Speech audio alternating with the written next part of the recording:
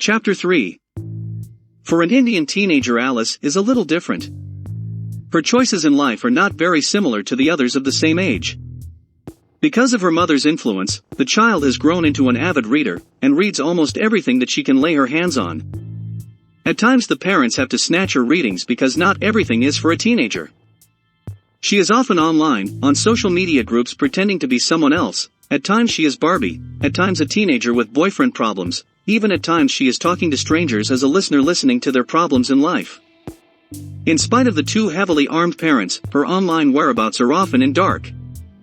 She is in the 10th standard of an international school, and has managed to get into the good books of all the teachers with her fairy-like smiles and smart conversations. Arun and Beena felt great when in the previous parent-teacher meetings they were told how amazing she was and the potential she has when she grows up. It's Sunday morning and Karuna is cooking breakfast for all. Sundays are special, so the breakfast is not the usual. She is making eggs and squids along with ham sandwiches. Arun trained her on all these recipes.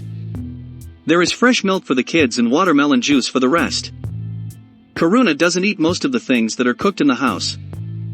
She is mostly vegetarian with an exception to fish and cooks her meals separately. She is a widow in her mid-50s who stays with this family and look after the kids and cooks, along with some other household work. She puts the cast iron skillet with the eggs and squids on the table. The sandwiches were already done, and are on the table along with the milk and juice. She heads towards the kids' room to bring them to the table. Suddenly she hears her phone ringing in her room, and she rushes to pick up the call. It's her younger brother on the other side of the phone. "Hello, how are you?" she asks with love and affection. "Everything is fine, the baby is due next month," he says. "Really?" she asks in joy. "You must come immediately, I have no one else to help me with this," he says. "I want to, but I must speak to the family here before I leave," she says. "Please hurry up, we don't have enough time." He hangs up. Karuna puts the phone down and walks out of the room towards the kids' room to find that the door is opened and no one inside. She hears Amit from the dining room and heads back to the dining room. Amit, Alice and Arun all are at the breakfast table having breakfast and talking. Param and Salim helped Beena carry the girl to the hotel room. She was unconscious and was bleeding from several cuts and bruises. Beena had put her on the couch with a pillow and a quilt. In the morning she called Arun, and gave him a short description of what happened. Arun had never stopped her from doing something that she wanted to do. He is probably the biggest support for her in everything she did in her life. She told Arun that if she didn't rescue the girl, she would have been dead by now. Arun is quite reasonable and agreed that they both need to find a way to have this girl settled, and they would both work on it. Beena left early in the morning from the hotel. It's a long drive to Kolkata. The girl didn't eat anything so far and sleeping at the back seat with her head leaned on the window. Beena sitting next to her and working on the laptop kept looking back to her time and again. She has taken up a responsibility on an impulse. How will she make ends meet? How will she actually manage to help this girl? How is the family going to react? Every possible question made her feel anxious, and she kept getting lost in the unknown. The girl is in her early 20s, long black hair, dark skin, looks undernourished, and had cut marks on all her body. Her teeth had black stains on them. She was wearing a red piece of cloth that covered her whole body up till her knees. She was also wearing some kind of jewelry made of dried roots of various plants. And last night when she got her in the hotel room she was menstruating, so Beena helped her putting the sanitary pads. The car halts at the building entrance and Beena could see Arun coming out to get her. She opens the door and hugs him, takes a deep breath, a breath that says she is home. Salim opens the other door to help the girl come out of the car, and she steps out. Her feet touches the hard stones underneath and her fingers clenches in an unknown territory. She raises her head and looks at the children playing on the lawn, then turns and looks at Beena. She smiles and nods to make her feel she is fine. She walks a few steps towards the lawn and looks at the artificial pond next to the lawn, which is filled with lotus leaves and flowers. She walks towards the pond while Arun and Beena kept watching her. The water is black in the pond and the lotuses makes it even mysterious. She looks at her reflection on the water, touches the water, and for the first time, is there a mild sign of pleasure around her lips. Salim carries the bags and walks through the reception door, calls for the private elevator and walks on for the general elevator. This residential complex has 3 high-rise towers, each of them have 3 general elevators that reaches the lounge area of each floor and 2 private elevators that reaches inside the penthouses of each floor. He takes the general elevator while calling the private one for Arun and Beena. The girl turns around and looks at Beena and Arun. They are both smiling at her with a warm welcome. She walks towards them, but this time her steps have an unexpected confidence and flair in them. Beena hugs her with warmth and holds her hand to take her inside. She walks with her slowly, and her eyes has a very strange sparkle in them, but no one noticed that. She looked up when the elevator started moving up, and then looked at Beena. She held her by her shoulders to assure everything is fine. Arun walks ahead and opens the door, and Beena walks in holding her warmly inside the house. She looks around and walks along. Her eyes went through every corner of the room. Karuna had prepared the guest room for her. Beena takes her to the room and turns on the lights. She walked slowly and stands in front of the mirror looking at herself in the reflection, touching her fresh wounds. She looks back at Beena, she smiles and closes the door. Beena walks in the study to find Arun on the couch on a call with the doctor living in the next tower. She sits on his lap and leans on him with her head on his chest. "What would I do without you?" she whispers. "Let's first deal with what you already did without me?" he mocks. Beena looks into his eyes and bites his chin and giggles. "We will get through this, right?" she asks, making a baby face. "We will, my baby doll," he chuckles and holds her tight in his arms. Dr. Das arrives in some time and does minor medications on the girl's wounds. Then heads to the study with Arun. Arun picks up 2 whiskey glasses from the bar cabinet along with the Macallan 25. "Ice?" he asks while pouring the drinks. "Yes, 2 cubes please," says Das.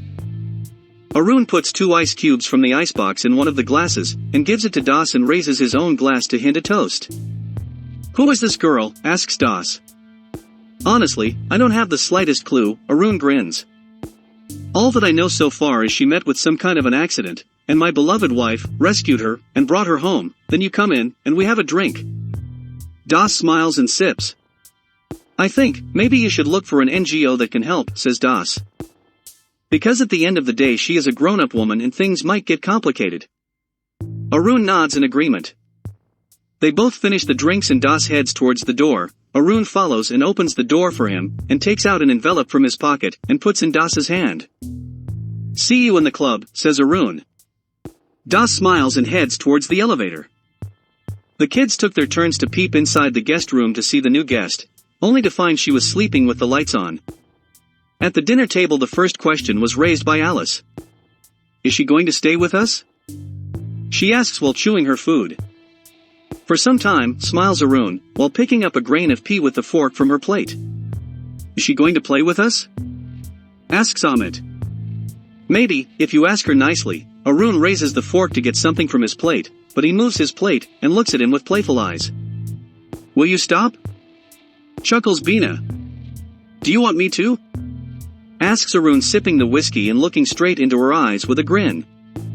She looks back into his eyes with a smile, and lured the wildness in his stares. Beena puts the kids to sleep and looks inside the guest room. The girl is still sleeping with the lights on. She turns off the lights and closes the door, walks towards the bedroom. Arun is on the laptop. She takes off the robe and slides beside him on the bed. Arun shuts the laptop off and says, "We feast tonight and think tomorrow, okay my sexy angel?" She giggles and says, "Alexa, turn off the lights." Alice gets up and goes to her study table, turning on the MacBook. Amit is breathing heavily and sleeping with a thumb in his mouth. She looks up for a hidden folder that stores an application for group messaging and logs in with a username Cushycat21. As she logs in she is welcomed by the members of the messaging group. Amber Knight 1, welcome back, Cushycat21. Pink Cloud 16, has she come? Cushycat21, yes. She is here. Amber Knight 1, sends a smiley. Pink Cloud 16, what is she doing? Cushycat21, pretending to sleep. Chapter 4. An overnight express train stops at the Howrah station, and an elderly man gets off with a small sling bag. Bali, he is in his 70s, with gray hair and thick glasses. He walks out of the station with a nervous face, and looks around to understand the environment like any other visitor. He reaches the taxi bay and gets into a taxi and says Bobby Baser. The car drives out of the taxi bay. Monday mornings are Monday mornings for everyone, and for Bina it's no different. She wakes up and runs for 30 minutes in the jogging track within the building listening to Deep House, and then wakes up the kids, takes a shower and leaves for work. Arun wakes up late once the kids have left for school. Bina reaches office, enters her cabin and turns on the laptop. Ravi walks in. Good morning, ma'am, Ravi wishes. Good morning, anything up with your contact? She asks while looking at her screen. Not yet, his phone is unreachable since then, says Ravi. Keep trying, she says. Roy walks in the cabin with a smile followed by Somu, carrying the tea tray. Morning, sir, greets Ravi, looking at Roy. Roy nods at Ravi and wishes him back, and Ravi leaves the two best minds in the office alone, closing the door behind him. Roy sits on the couch with his legs crossed and Somu pours tea in 2 cups. Roy is the editor-in-chief and also one of the promoters of this newsroom. He is one of the most successful men in the industry of his time. He is stubborn, intuitive and creative. But the best thing about him, he knows his numbers always. So, what's next? Asks Roy looking at her. I am pulling my strings to get a cellular surveillance on him, she replies, walking towards the couch and sitting opposite to Roy. I don't know, but I have a feeling that these guys are not on cellular network anymore, he says. She picks up her cup and leans back on the couch, sipping slowly and listening. I think we should make him a poster boy, he grins. Let's just have our friends take the stage for a while, and we stock them up with bites from our ghosts. When it backfires, let them chase the ghosts, and we come into the picture with a clean slate. He will have no choice by then, after all he is seeking a stage himself, he continues while taking out a cigar and snipping its end. She gives him an evil look and grins. He takes his time to lit up the cigar with a long matchstick, takes a long draw, and fills the room with smoke. A strong but very warm aroma engulfs the room. Bina gets up and gets the ashtray from her table. How can you be sure that he will bite our hook? She asks while sipping the tea. Why not? Poster boys often have a lot to say, especially if you uphold his side of the story. He smiles and stands up. Thicken the plot, my dear Watson. He looks back at her while walking out of her cabin. Karuna knocks on the door and opens it a little to see if the girl is awake. She is not there on the bed, so she opens the door wide and walks in with a covered plate of breakfast. The girl walks out of the bathroom as she enters the room and sits on the bed facing the window with her legs touching the ground.